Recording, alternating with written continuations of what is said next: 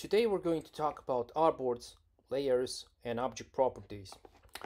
Notice that this is my canvas in the middle and it's just one big rectangle. But in the digital work, we often work for creating websites, applications for tablets and mobile devices. And last time we kind of went on going through this stuff way up until here, and the thing that is next is the artboard. So let's go ahead and create some of the artboards. I'm going to click this and notice that in the right side things are changing. And usually why are things changing? Because Adobe XD is smart enough to tell you the some of the standard sizes of artboards. Well, what are artboards? In short, artboards are a way to mirror top uh, top website resolutions or app resolutions or mobile phone resolutions. So in fact I have 1280 pixels width with 800 in height, 1366 with 768, and then 920 with 1080, which is a big screen. We're just going to create a middle web device, and notice that XD just did this for us by default. You didn't have to click anywhere. The artboard tool is still open and you can still create a bunch of artboards. And because today's responsiveness is something that is default, we're going to create a iPad as well. And we're going to create this one, the iPad, which is 768 by 1024, and then we're going to create an iPhone 678, which has 375 by 667 pixels in height. And then we're going to zoom in a little bit and see what these artboards are all about. Notice that they have a title and they have a specific shape. So this is the shape of a wide laptop, and why I'm saying laptop is because its resolution is 1366 by 768. Usually those are some of the smaller laptops. If you click this arrow here, desktop preview, you can preview this and it kind of looks like a laptop screen, right? So nothing shows in here right now because you don't have any objects. So let us see what else can we do with this artboards. We can double click this title and we can say laptop or desktop homepage, for example, right? So we can rename it iPad homepage, and then iPhone homepage. So we can give artboards titles. Other than that, we can have, so because we're working on in modern ways, each website or application is built on columns, on top of columns, because we want to make it responsive. You don't see any columns here, and in the past, if you worked with Photoshop or Illustrator, you kind of had some hard times adding columns to the artboards. Right now, it's simple as adding the greater columns. I'm calling them columns because we're working our way on top of columns. So I'm just going to click this layout here, right, and it's going to show us some columns. Just for your information, desktop and laptops have 12 columns, iPads have 8 columns, and it changes here. And then iPhones or any phone has 4 columns.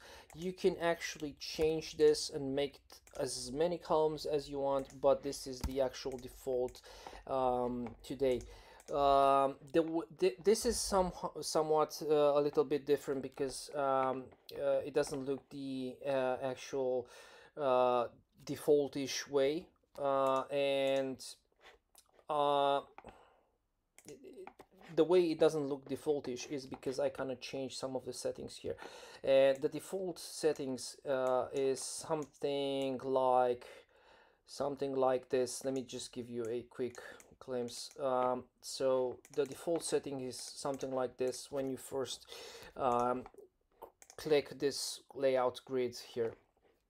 But what you can do with the default settings, you can change them. So if you want to change the color of the columns, you just go here and click it, and then you change the color, and this is the opacity of the columns of the grid layouts.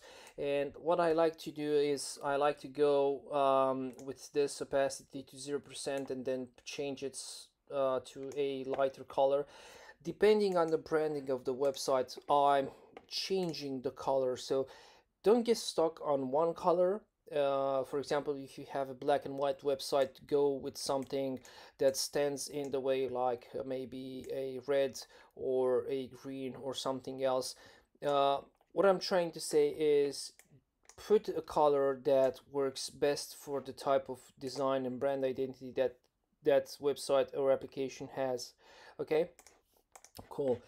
Once you changed your color, you can define the gutter width. Well, gutter width is actually the distance between the columns. So let's try and see what are the columns, right? So this is column 1, this is column 2, all the way up to here, which is column 12. And the distance between, sorry, this is column 2. So the distance between column 1 and column 2 and every other distance between the columns is, in this case, 16 pixels, or whatever unit of measure you want to put it. But maybe I want to have a bigger distance between the columns. I'm going to change that. I just changed that from 16 to 32. Notice that this distance between the columns has changed, and now it's bigger. I'm usually working through units of 8, incrementation of 8, so you might want to try and work with whatever you want. Maybe you have some descriptions or some indications from the brand identity. This is the column width, the actual column width, and this is a column. So if I make a rectangle right now, and let me just fill it up so you can see. So this rectangle is 91 in width, and if I go here, the column width is 91. This is the actual left and right margin, which in this case it's 5 by 5, and this happens because XD does some math in automatically way, and if you change, for example, this to 10, maybe you want to have a probably a bigger column. So you see, if you change the numbers here, XD automatically changes some of the other numbers, not the columns though. Maybe if I change the columns, it will say now you have 8 columns and you have an increased column width. Going back, the reason why I'm showing you this is because usually you want to have a symmetric left and right margin, but you can have a different margin as well. So you could have a top margin, let's say by 10. You could have a so right margin, bottom margin, and then left margin, and you could work with this as the in the way you like it. The same thing happens to the iPads, the tablet artboards, and the mobile phone artboards. Usually I like to keep somewhere around 20 units of measurement on the left and the right margins, and for the mobile devices I'm kind of decreasing that towards 16 or maybe 10. Again, experiment with this, and then you can find your right balance for this. So what else you can do with the artboards? You can add guidelines. So I'm dragging guidelines. If you hover right beneath the right between the text, the title of the artboard and the artboard itself, you'll have this. You notice that mouse changes, and you can drag a guideline. The same thing happens in the left side, right? So dragging guidelines from the top, dragging guidelines from the left side, and you can now add guidelines to the artboard. To remove guidelines, you simply take the guideline and take it away from the actual artboard. Notice that you have a trash bin there. Let's see about the layers. The layers right now show you that you have three artboards. So in the layers you'll also see the artboards, and then if you want to see what is in a particular artboard, you either click the artboard or you actually double click the artboard icon, sorry. And then we have just one rectangle right now in this layer. I'm going to do another rectangle here and then another one, and just change their colors for our next exercise. And we're going to have let's make this one a green one. Cool. And get rid of the border. Now I'm going to put the rectangles one on top of each other, just to showcase the other the other features that the layers can provide. So what happens if I want this red rectangle on top of the blue one? Well, I just drag and drop it, but for the better use of this tutorial, let's make this a green, and then this one is the blue, and then this one is the red rectangle. So now we know which of these layers is what object on our canvas. And maybe I want the green one to be on top, so this is the way I want it, like in a cascade. You can also shift click, and then it will select multiple objects on the actual canvas, but you select them through the layer list. And then you can also right click, and you have a bunch of options here. Probably most of them, most used feature is the group one, so you actually group objects. Now this is a group. What happens when you have multiple groups, and what happens when you group groups? Let's do this and see what happens. So it creates a bigger group, and if I click this, it will show me the other three groups. And if I click this, it will show me the contents of this particular group, and if I select this, it will show me the actual object on the canvas. Other ways that you can actually select a particular element from a group. So let's see how selection works. So if I click the whole group, it will select the whole group, and I can move the whole group. I can do a bunch of stuff with the group. If I double click, it will select the smaller group, and then if I double click again, it will select the object from that particular smaller group. In this case, the green rectangle, right?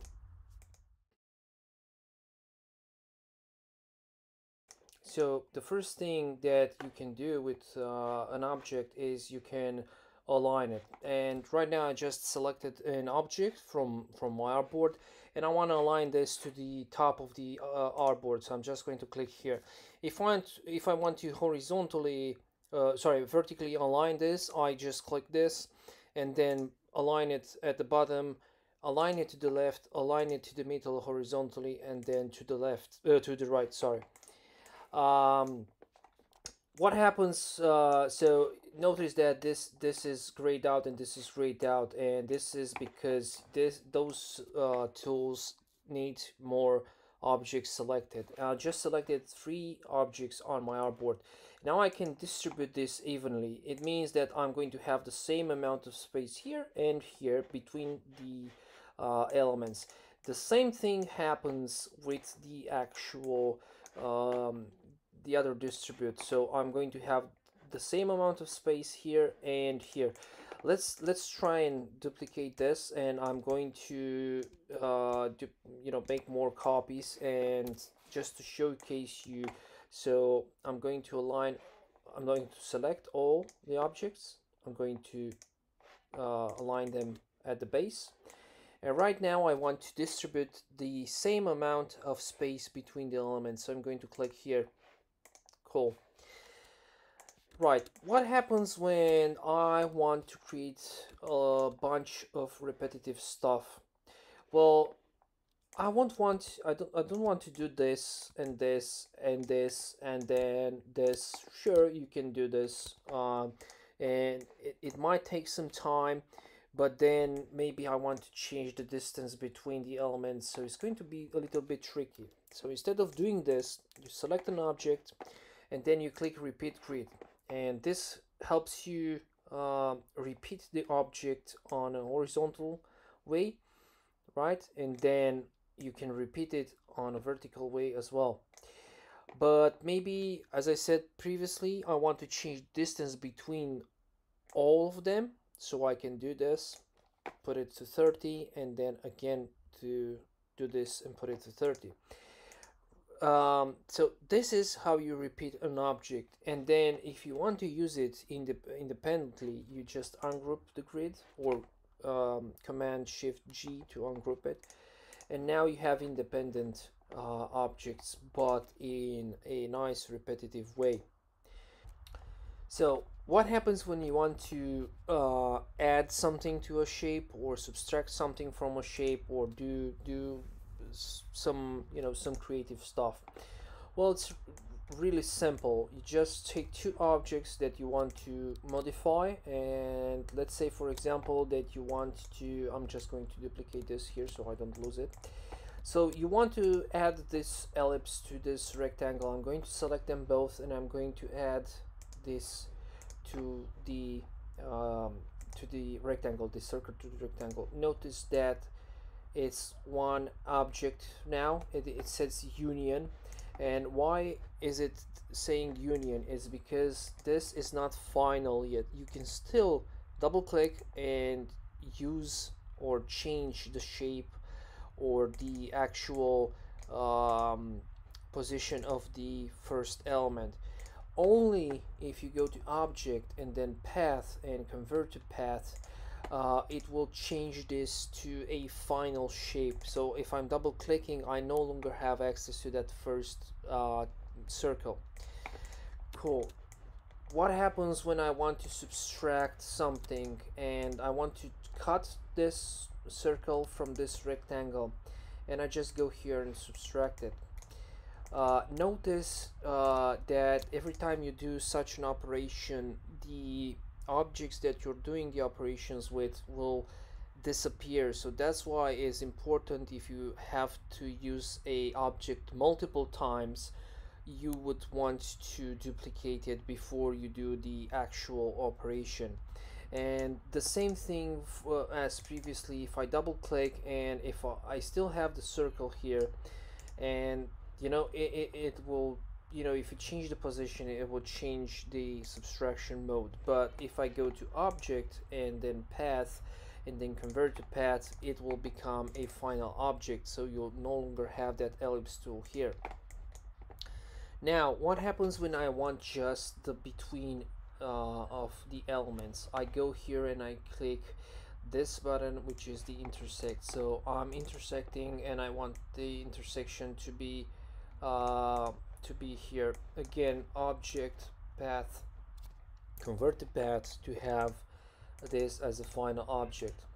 And then I'm going to have the what's it called, exclude overlaps. So this means that the things that are intersected is going to be, the thing that is intersected is going to be excluded.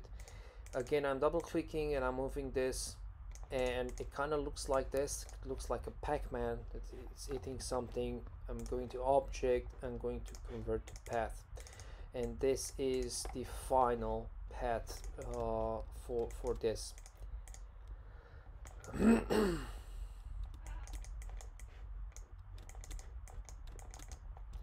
Now the next tool on the object or the properties is the transform tool. This is pretty basic and pretty simple to understand. This is the width, this is the height, this is the position on the x-axis, this is the position on the y-axis, and this is the rotation. And if you want, you can change this individually, right?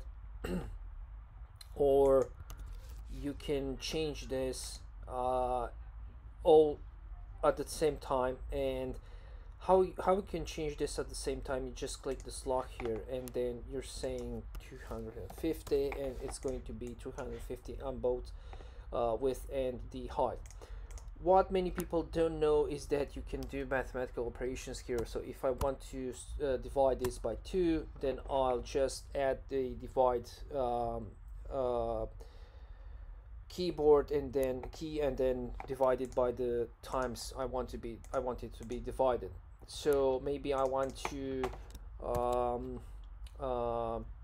make this 125 times 3, and it will become 375 as it does of mathematical operations. The x and y is important because sometimes you'll have something like 0.5, so things like that, and you don't really want to have in between measurements, and it doesn't really show the it doesn't really show the pixel create, but you don't really want to have this kind of positioning on the canvas. So it's best to kind of look at this while you're doing stuff, especially high definition stuff. What happens when you want to change rotation? Well, you can just change the rotation here, like 15 degrees or minus 15 degrees, and it does that for you. You can also change the degree by holding the mouse over to the edges, and if you hold shift, it will go by 15 degrees. If you don't hold shift, you can change it however you want, so it's a free rotation cycle, right?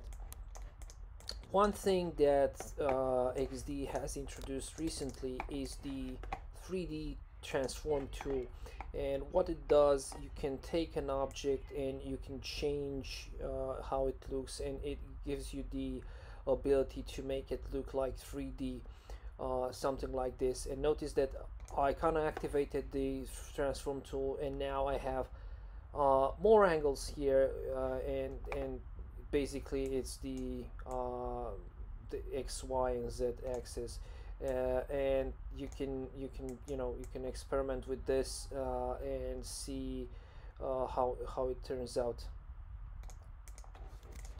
For the next feature, we're going to use a rectangle and a circle. So the flip feature is this one. You want to flip something, you click the flip button, or if you have the same thing and you want to flip it upside down, you click this and it will do just that, right?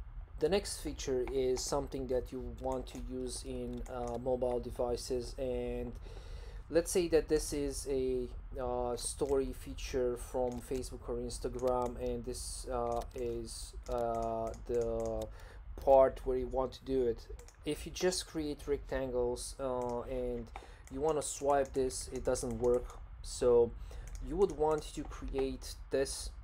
It's a horizontal scroll, and then what this does, it will create a space from those elements that you have, and if you swipe, you can actually see the whole thing behind it.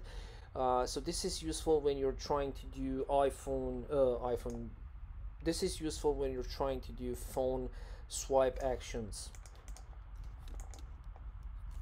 If you want to do newspaper, a newspaper application, and you have multiple news cards, then the other the other vertical scroll is the way that you could do it.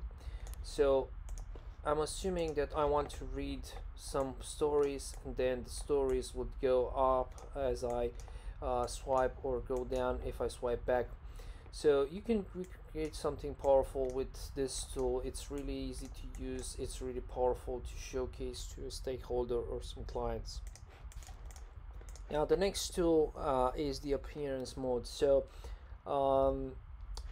the appearance mode is always 100% opacity. So if you move this down, you will see that you can see through the object, and once you go to 0 opacity, and you can no longer see through the object if you go 100% through the opacity. The blending modes are something that you can work with. For example, if you, so this would be need to be on top. So you can experiment with the blend modes, and these are different blend modes which are similar to Photoshop and Illustrator, and depending on the need you have, you could use them or you don't use them. Personally, I don't use them so much in digital design for mobile and applications, but if you're more creative than I am, you can use them, so that's up to you. The next thing that we're going to learn about is how can we make round edges for objects. I have this rectangle here, and notice that we have some handles here. If I drag this handle, it makes round corners. Another way to do this, notice that right below the blend modes, you have this representation here, which is exactly the same thing.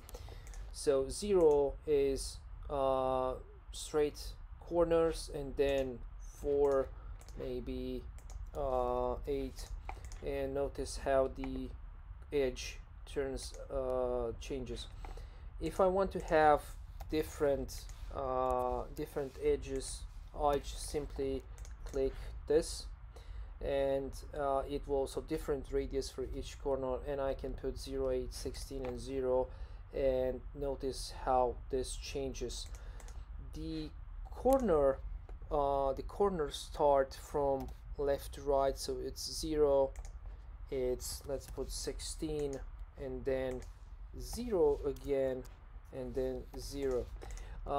This didn't work for me because this is already turned, but if I put this to 0 degrees, it will reflect the actual thing that we just did. So 0, 16, 0, 0.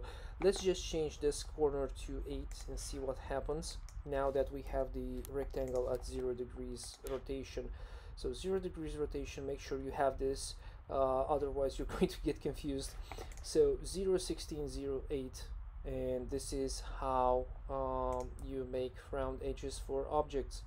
If you want to change the fill or completely remove the fill, you will click this checkbox. The object is still here, but it doesn't have a fill. It can have only a border, it can have none of them but still exist.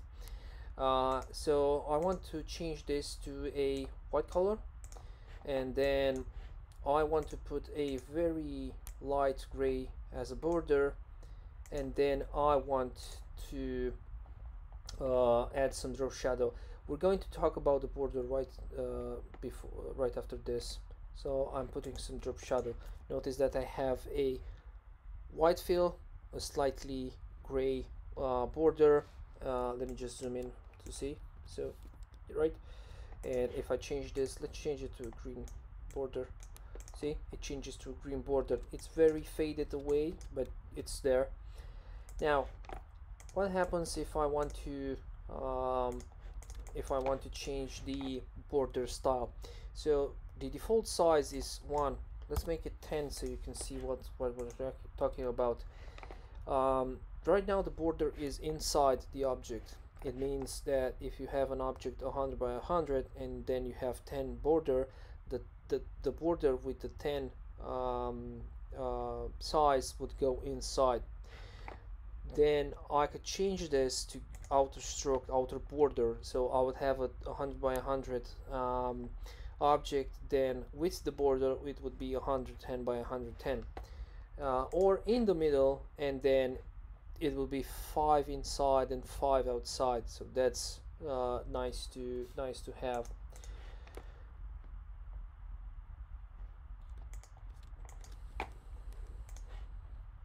I can make the border, I can put a dash.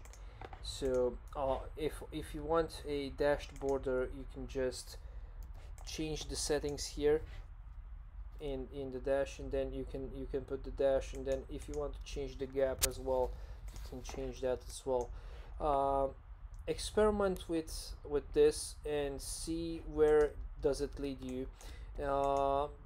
One final example of what you can do. What does the background blur do?